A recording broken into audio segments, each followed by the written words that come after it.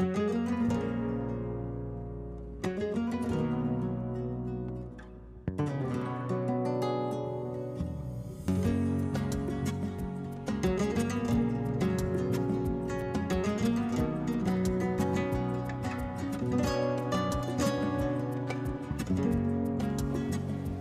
know from lots of conversations with you, we like to talk about things that get in the way of our experiencing God in a more intimate way. And you're one of the first people that I think I woke up to at the same time you did, or you were a little ahead of me, that God has a sense of humor. And it sometimes it's a little warped, exactly. Or it seems warped by worldly standards. So can you talk some more about that, your experience of that? I have a really good example of that for me.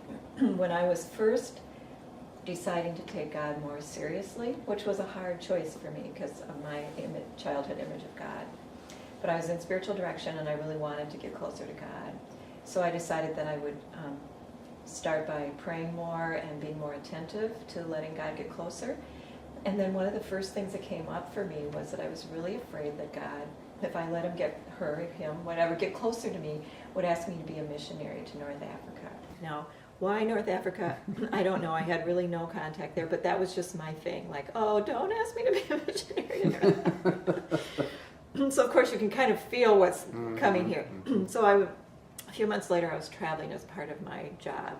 And I got to sit in the bulkhead seat, which is the one with all the leg room, you know, so I thought, oh, this is really cool. So along comes this really large man who also liked a lot of leg room, sat down next to me, and I noticed he had this big Bible with him, so I thought, oh, well, this will be really interesting conversation.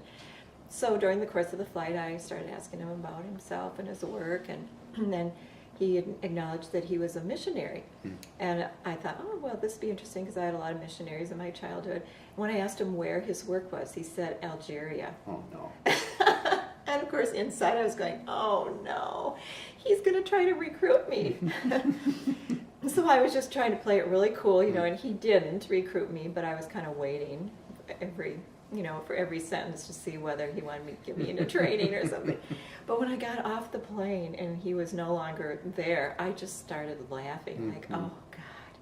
You couldn't have thought of anything funnier, really, to help me see that my fears are really misplaced. That, in fact, God wouldn't want me to do something that I didn't want to do. God would be more drawing me to do what my deepest heart's desires would be. So what's happened since then is the more of those funny experiences I have with God, the more I see God as more playful and more intimate and really wanting to draw me closer through some of that humor.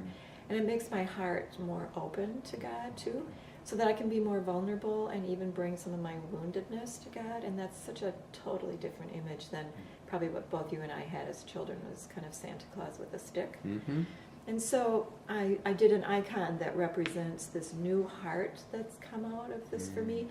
Is more of a heart of flesh that's wounded, has patches on it, but it's really a more lovable heart and a more real heart, and not this heart of stone that I had to cover my heart with because I was afraid of God. And I noticed that God's humor is not like human humor in the sense of it's not sarcasm. No, and putting it's other not, people down. Right. No. Yeah, it's playful. I like the way you said playful it's and playful. subtle. Yeah, and it goes right to the heart of where our issues are. And we're probably the only ones that know how funny it is. Because it's our little private bond. That's good. Very cool.